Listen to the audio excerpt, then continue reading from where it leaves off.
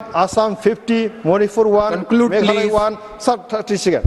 Mizoram, Nagaland, Sikkim 1 is and Tripura 4. Sir, 470 rail flyovers and under bridges construction since 2014 by India government.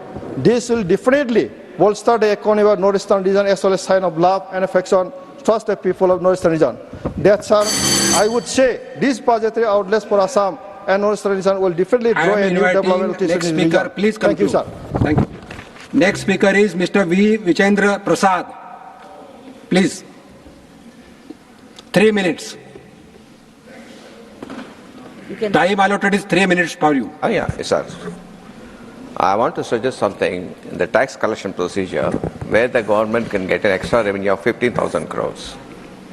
I'm a writer, sir. Suppose the producer gives me a crore of rupees.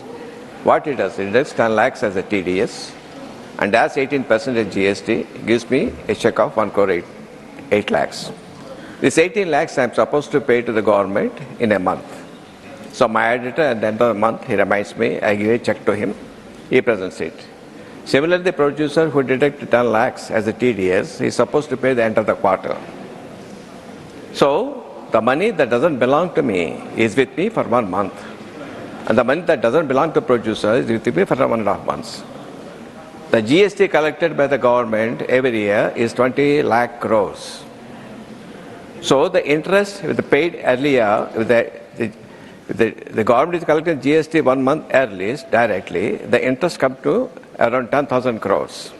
Similarly, the TDS is with the producer for 1.5 months in average, and government is getting 6 lakh crores as a TDS. That interest amount works out nearly 4.5 to 5,000 crores. So similarly, both of them combined together, it makes 15,000 crores.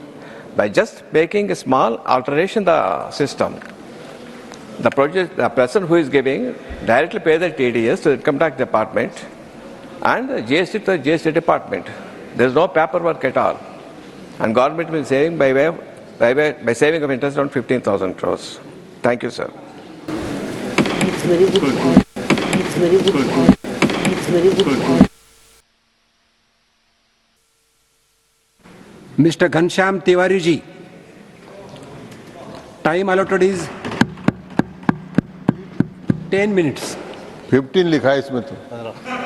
इधर तो 10 है। जी, उपसभापति महोदय, आपने समय दिया, इसके लिए बहुत धन्यवाद।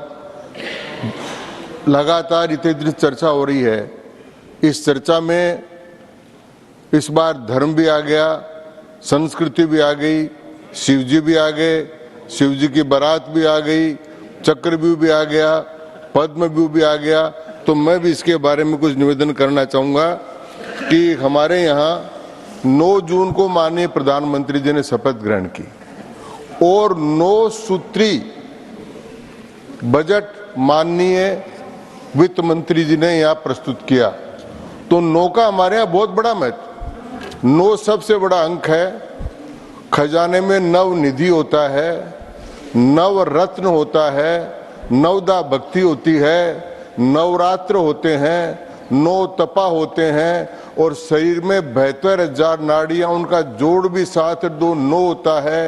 हृदय को रक्त प्रवाहित करने वाली 108 नाड़ियां हैं, उनका जोड़ भी 9 होता है और माला के मणिये भी 108 होते हैं, उनका जोड़ भी 9 होता है। तो ये जो 9 का सगुन है, इस सगुन के आधार पर जो बजट लेकर आए हैं, अभी चर्चा चल रही थी, माननीय मोरारजी देसाई जी ने 6 बार बजट पेश किया और वो 100 साल तक जिए। अब निर्मला सीतारमण जी ने 7 बार बजट किया है, तो 2047 तक विकसित भारत और आत्मनिर्भर भारत का सपना पूरा करेंगे। यह इस 9 का और 7 का महत्व है। माननीय सभापति महोदय, मैं एक निवेदन करना चाहूँ। संसदीय लोकतंत्र की बात हुई, इस लोकतंत्र की बात में कहा गया, जब माननीय प्रधानमंत्री जी यहाँ सदन में बोल रहे थे तो उनको बोलते समय हल्ला करके वॉकआउट किया गया। भारत की लोकसभा में उनका गला घोट दिया गया, उनको बोलने नहीं दिया गया।